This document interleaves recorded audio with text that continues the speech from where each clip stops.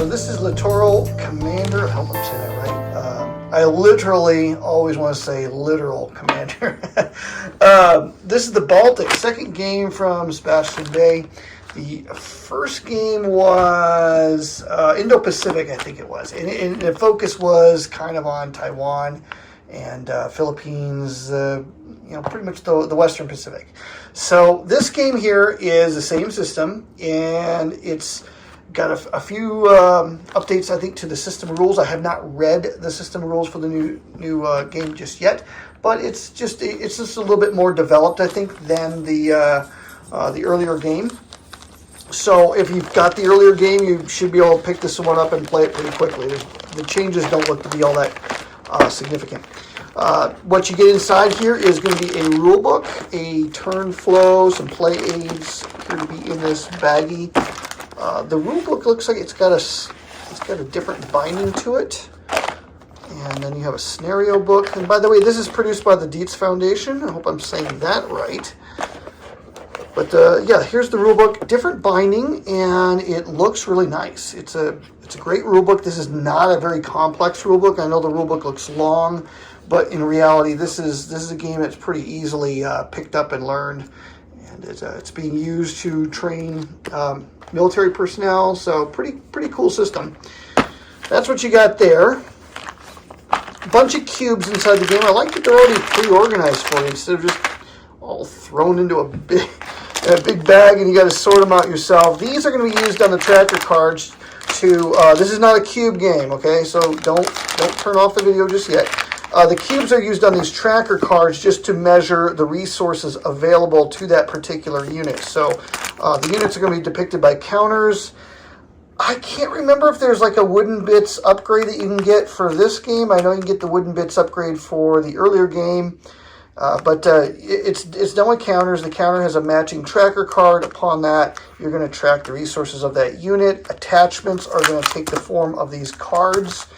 And there's a ton of cards in the game. So many different kinds of things that you can do with this system. Every game is going to be quite different because you have such flexibility in how to manage your forces. So game's designed to be played team versus team, red side versus blue side. So you're going to have Russians and U.S. Marine and U.S. Navy units in the game. But you can see there's a ton of tracker cards. Every one of these tracker cards represented by a counter. And then a just truckload of cards. Some of them are like movement assets. Some are combat. I don't remember the categories off the top of my head. Intelligence and so forth. And so that's what you're going to have here. The map is really nice. The artwork looks great on it.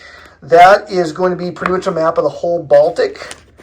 And I don't have tabletop space to unfold it for you, but we'll just kind of take some things out here to get you a sense of what you're getting. These are not mounted boards. They are paper, but they're huge. And so you'll need a table, at least 4 feet long, I think, to lay this out. You'll want some extra room for all those tracker cards if you're playing a big scenario. So there's 1, 2. Well, you know what this is going to do? Is going to show up in 4 sheets. I should have known that from the Vassal module. I did the Vassal module. That's how I ended up with the game. Thank you, Sebastian, for sending this to me. So the 4 sheets really just form a map that's double-sized. If you play like with a standard game, I think it's going to be about the size of 2 standard map sheets placed side by side. So maybe 44 inches by 60 inches, something like that. Maybe? No. Maybe like 34 inches tall by 44 inches wide. Maybe something like that. I'm guessing just based off of what I saw in Vassal. I'm struggling to get this out of the box because it fits so good. Okay, so here's the counters. They're pre-rounded, nice and thick. And like I said, there's a counter for every one of the tracker cards, a few markers. Not a marker-intensive game, but there's a lot of flexibility with this system. And part of the fun of it is when you start the scenario, deciding what cards you're going to buy with your resources. And that's going to dictate a lot of the course of the game. So if you want something on modern combat that's pretty simple to play, this is not a terribly complex game. It uses a D20 system, and it's not going to take a ton of time to play. It's not a huge time investment to play. You can play it as teams. This is something you should really look into. I definitely encourage it. There is a Vassal module, like I said, for it, and we designed it to be able to be played as intended with teams of players cooperating against the other team. So, yeah, that's what comes with Littoral, Commander, the Baltic, and I love the bigger box. If you have the Indo-Pacific game, it's really hard to get everything in the box for that. This one here, that's going to be a lot easier.